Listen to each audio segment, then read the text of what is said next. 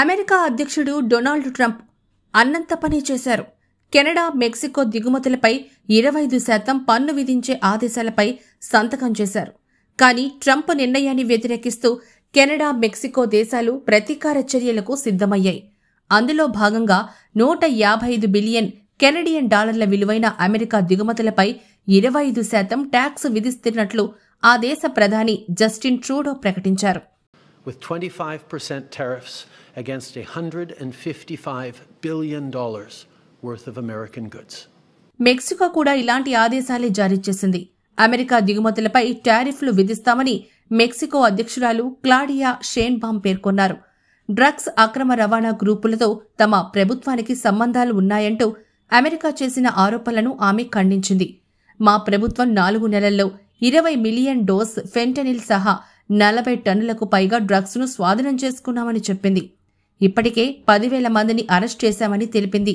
కానీ ట్రంప్ వీటిని పరిశీలించకుండా ఒకేసారి ఇలాంటి నిర్ణయం తీసుకోవడం చాలా దురదృష్టకరమని ఆమె అన్నారు. మెక్సికో పొరుగు దేశాలతో సహకారం కోరుకుంటుంది తప్ప ఘర్షణ కాదని అన్నారు.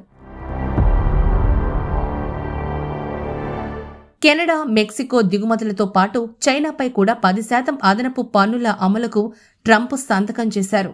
ఫెంటనిల్తో చట్టవిరుద్ధమైన, ప్రాణాంతకమైన మాదక ద్రవ్యాల ముప్పు ఉన్న కారణంగానే ఈ నిర్ణయం తీసుకున్నామని ట్రంప్ తన సోషల్ మీడియా పోస్టులో పేర్కొన్నారు. ఈ డ్రగ్ను తమ దేశంలోకి డంప్ చేస్తోంది అన్న ఒక్క కారణంతోనే చైనాపై అదనపు టారిఫ్ను విధిస్తానని ఆనాడే ట్రంప్ హెచ్చరించారు. తనకు అమెరికన్లను రక్షించాల్సిన అవసరం ఉందని, అందరికీ భద్రత కల్పించడం అధ్యక్షుడిగా తన బాధ్యత అని ట్రంప్ గుర్తు చేశారు. చట్టవిరుద్ధ వలసదారులను, మాదక ద్రవ్యాలను తమ సరిహద్దుల్లోకి రాకుండా చేస్తానని ఎన్నికల ప్రచారంలో ట్రంప్ మాటిచ్చారు. ఆ మాటకు కట్టుబడి ఉంటారని సోషల్ మీడియా పోస్టులో తెలిపారు. అమెరికా ఎన్నికల్లో డొనాల్డ్ ట్రంప్ ప్రధాన ప్రచారాస్త్రాల్లో ఫెంటనిల్ అంశం కూడా ఉంది. ఇది హెరోయిన్ కంటే 50 రెట్లు శక్తివంతమైందని నిపుణులు చెప్తున్నారు. 2 మిల్లీగ్రాముల డోసు కూడా ప్రాణాంతకమని నిపుణులు హెచ్చరిస్తున్నారు.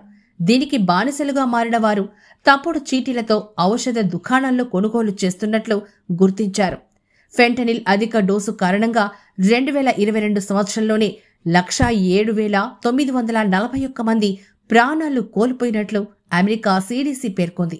అందుకే ట్రంప్ ఫెంటనిల్ డ్రగ్ పై సీరియస్ గా ఉన్నట్లు సమాచారం. చైనాపై సుంకాలు విధించాలి అన్న అమెరికా అధ్యక్షుడి ట్రంప్ నిర్ణయంపై చైనా వాణిజ్య మంత్రిత్వ శాఖ మండిపడింది. ప్రపంచ వాణిజ్య సంస్థకు ఫిర్యాదు చేస్తామని హెచ్చరించింది.